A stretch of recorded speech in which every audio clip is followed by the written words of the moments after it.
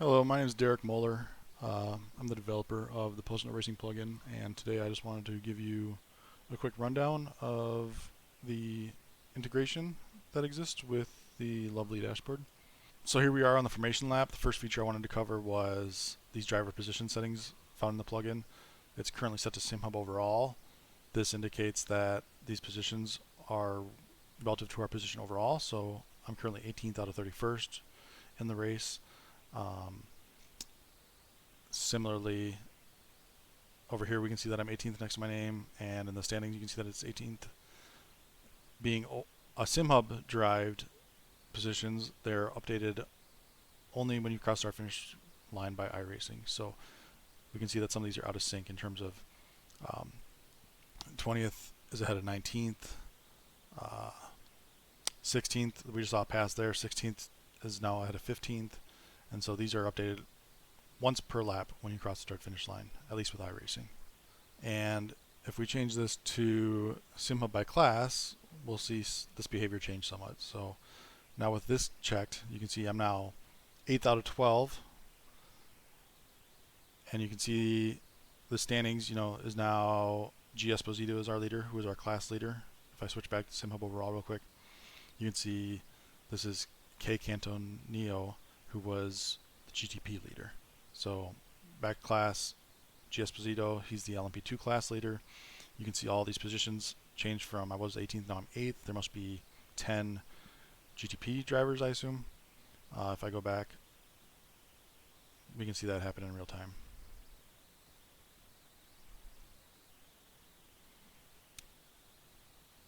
So with SimHub by class, we're seeing I'm 8th out of 12th. We're seeing only the LMP2 drivers in the standings.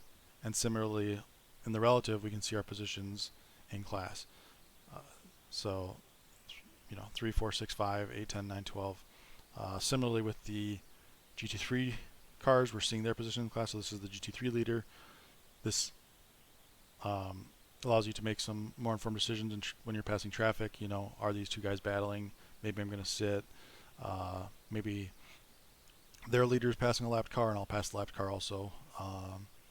So all those sorts of decisions are now available to you with the setting SimHub by class.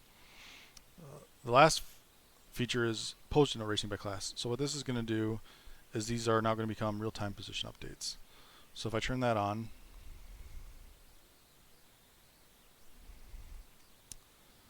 now we just need to wait for a pass to be made. So just now we've had a pass. I've fast forwarded the video a little bit. So we're currently set to Post-Note Racing by class. We can see 3, 4, 5, 6, 7. If I go back to SimHub by class, we can see 3, 4, 6, 5. So similarly over here on the standings, these two guys are out of order. So it's showing EA Layton in 5th, S. Miller in 6th. If we go to Post-Note Racing, which will update it to real time, we can see those two players swap positions. Similarly with their intervals, you can see S. Miller 5 is approximately 3 seconds behind MP Page, is approximately half a second behind S. Miller. If we go back to here, we can see we have a negative interval, which doesn't really make sense, but it's because, like I said, they're out of sync. So S. Miller 5 is 1 second ahead of EA Layton, so it's showing negative, which is a little weird, but that's a function of the non-real-time positionings provided by SimHub versus Post-Note Racing. If we go on to another feature, we can look at driver gaps. So these driver gaps are currently set to SimHub. I'll maybe change this to class opponents. So with SimHub, we're seeing large fluctuations in presumably like braking or acceleration zones. So this was like 1.1. It suddenly jumped to 1.5. This gap to GR strong. Similarly, EA Layton's gap, negative 0.5. And this is happening in acceleration zones or braking zones. It's just the nature of how SimHub calculates these gaps. So we can see some over here too with T-rigs 4.5 seconds. It's increasing now to 6 seconds, 6.5, 7 seconds, 7.5 seconds. So obviously the gap to T-rigs didn't change by 3 seconds over a period of 10 seconds. Not during normal racing. I mean, possibly if you were on the side of the road or something like that. But if we change this to post-no racing, we'll see these gaps stabilize significantly. So now T Griggs is set to approximately 6 seconds. We're still seeing some fluctuations. That might be a genuine, maybe their line's a little bit different than me going into a corner, or maybe they're just faster than me and they're slowly pulling away. You know, a couple of tenths here and there, but you know, we're not seeing those giant swings that happen in braking and acceleration zones. And so that's what post-no racing does. So it does this by creating mini sectors all around the track based on your best lap, and then using those mini sectors, it's going to calculate how long it would take you to reach their position. So essentially, wherever T Griggs is right now on the track, you know, if he's in turn 5 or something, compared to where I am on track, it's going to take me 8.3 seconds to reach turn 5 based on my best lap. And it's doing those calculations 15 times a second at the moment, if I remember right. And it's generating mini sectors 3 times a second. So that data gets interpolated, so if I'm not exactly where a mini sector was generated, we can do some linear interpolation to determine how long it would take me to get to their position. So again, if we look at MP Page, for example, we're seeing I'm approximately 5.6 seconds behind him, 5.3, 5.4. So I mean, you know, we're seeing some fluctuation, but this is a much more stable number. For the last 30 seconds, we've been between 5.2 and 5.6. If I go back to SimHub, we can see we're up to 7, 7.2, 7.3, down to 5, down to 4, down to 3.5. So I mean, that's a 3.5 second swing in a period of 10 seconds. I mean, that's not a realistic gap change. You know, I did not catch him by 3.5 seconds. He did not pull away by 3.5 seconds. That's just an artifact of how SimHub is calculating this data.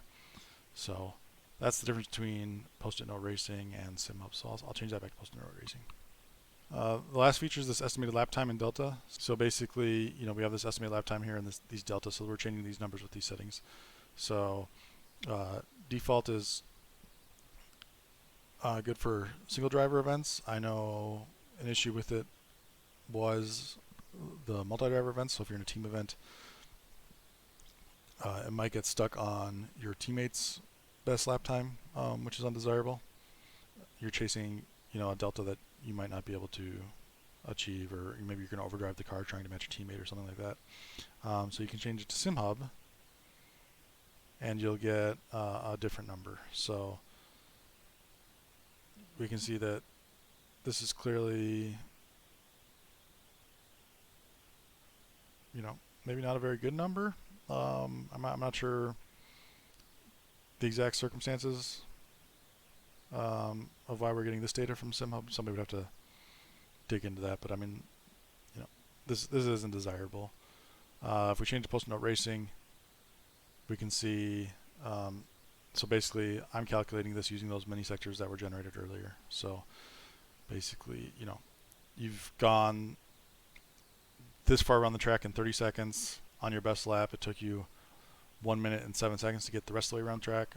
Your estimated lap time is 1:37. So just based on whatever your best lap time is, I'm generating an estimated lap based on those mini sectors. So very similar algorithm to the gaps that are generated.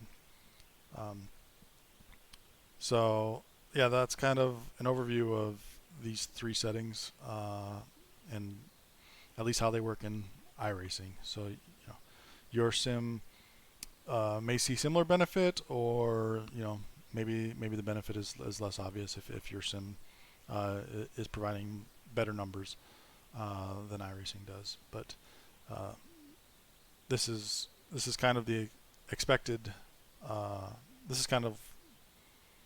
behavior and in iRacing and what you might see between these various settings.